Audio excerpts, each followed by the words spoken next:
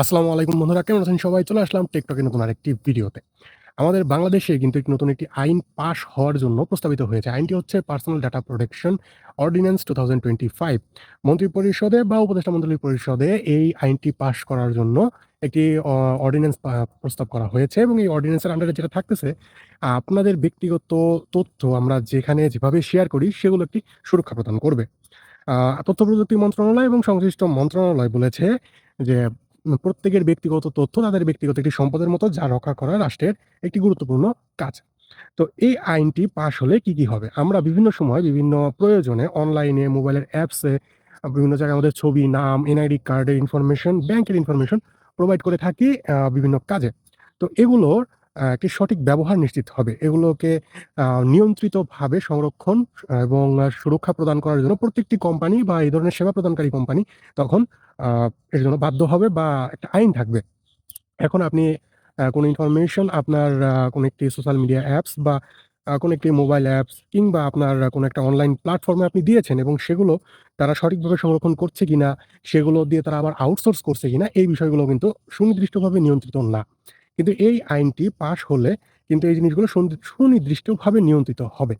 এবং আমরা যারা সাধারণ ইউজার আছি তাদের কিন্তু একটি রাইট আছে আপনার সকলের তথ্য কিভাবে কি ব্যবহৃত হচ্ছে এগুলো জানা এবং সেগুলোর সুরক্ষা নিশ্চিত করা।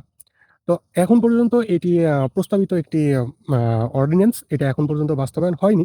তবে অ্যাজ এ টেক ইউজার, সাধারণ ইউজার হিসাবে আমার কাছে যেটা মনে হয়েছে যে না, এই আইনটি যদি পাস হয় তাহলে অবশ্যই খুবই ভালো হবে। এর ফলে শুধুমাত্র বাংলাদেশী কোম্পানিগুলোও না, দেশের বাহিরে বৈদেশিক যে কোম্পানিগুলো আমাদের তথ্য নিয়ে কাজ করে এবং এই দেশে সেবা প্রদান করে, তারাও এই তথ্যগুলো সংরক্ষণ, সংগ্রহ এই বিষয়গুলোতে আরো বেশি গুরুত্ব দিবে। তাদের পলিসিগুলো আরো ভালো স্ট্রংলি ভাবে আপডেট করবে এবং এতে আমি আশা করি আমাদের তথ্য সংরক্ষণের যে সুরক্ষা আইন বা সুরক্ষার যে বিষয় সেটি নিশ্চিত হবে এবং আমাদের তথ্যগুলো আন্তর্জাতিক মানের একটা গ্রেডে পৌঁছাবে।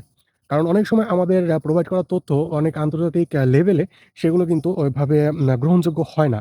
কিন্তু এই সংরক্ষণ আইন বা personal data protection ordinance pass হলে সেটাও আমরা অর্জন করতে সক্ষম হব বলে আশা করতেছি।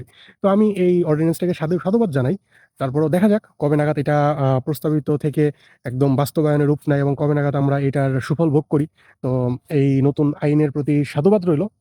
আশা করি এটা খুব দ্রুতই বাস্তবায়ন হবে। তো পরবর্তী ভিডিওতে আপনার সাথে আবারও দেখা হবে এই ধরনের ছোটখাটো খুঁটিনাটি টেক-টক বা টুকটাক টকের মধ্যে। তো সে পর্যন্ত ভালো থাকুন। পরবর্তী ভিডিওতে দেখা হবে। আর আমার ইউটিউব চ্যানেলটি সাবস্ক্রাইব করতে ভুলবেন না। ফেসবুক পেজে ফলো তো মাস্ট। আল্লাহ হাফেজ।